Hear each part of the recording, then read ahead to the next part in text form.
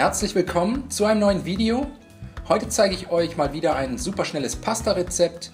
Und zwar kochen wir heute Spaghetti mit einer Tomaten-Sahnesoße und Garnelen. Dafür als erstes eine Zwiebel sowie 1 bis 2 Knoblauchzehen abziehen und fein hacken. Außerdem habe ich hier noch 200 Gramm Kirschtomaten.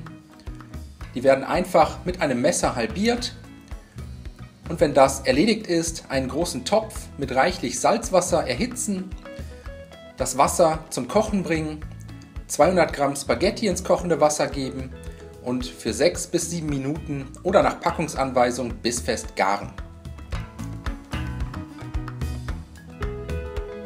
Während die Spaghetti kochen, eine große Pfanne mit einem Schuss Öl erhitzen, 10 bis 12 Garnelen sowie die halbierten Kirschtomaten in die Pfanne geben und bei mittlerer bis hoher Hitze für ca. 2 Minuten scharf anbraten.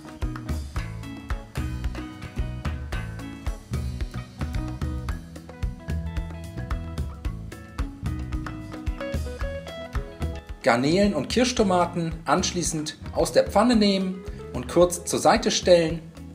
Als nächstes, wenn nötig, nochmals etwas Öl in die Pfanne geben, dann Zwiebeln und Knoblauch dazugeben und bei mittlerer Hitze ca. 2 bis 3 Minuten glasig anschwitzen.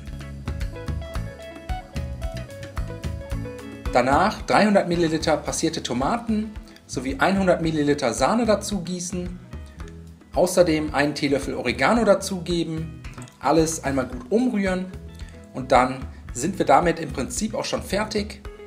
Die Soße jetzt zum Köcheln bringen und danach müssen wir sie lediglich noch mit etwas Zucker, einer Prise Salz und Pfeffer sowie ein paar Chiliflocken würzen.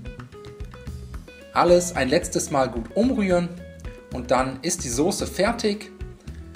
Die Spaghetti anschließend über einem Nudelsieb abgießen, kurz abtropfen lassen, danach zurück in den Topf geben, außerdem die heiße Tomaten-Sahnesoße dazu gießen und zum Schluss die Garnelen sowie Kirschtomaten ebenfalls mit dazugeben.